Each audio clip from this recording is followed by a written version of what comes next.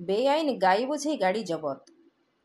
ढेंकानाल जिला गोंदिया पुलिस बेआईन भाव में जाउथुबा एक गाई बोझे गाड़ी को जबत करछंती।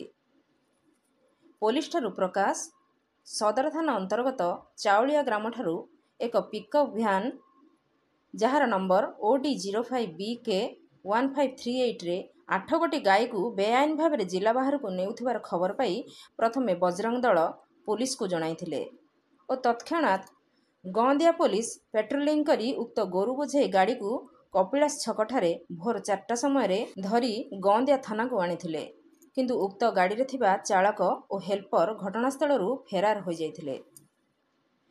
गोंदिया पुलिस केस नंबर 178 रे एक मामला रुजु करने सहित उक्त जबत गाई मानू गोशाला रे नहीं छाड़ी।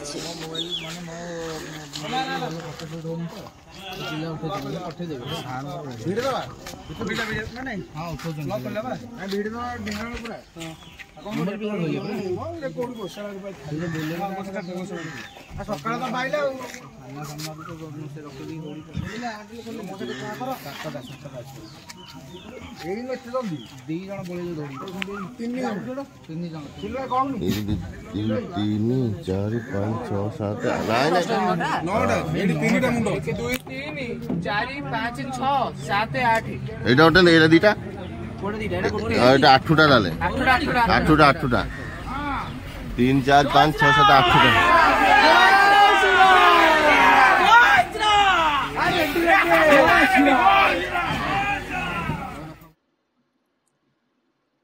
Dhenkanal Soumyaranjan Mahanti report Nagaraj news.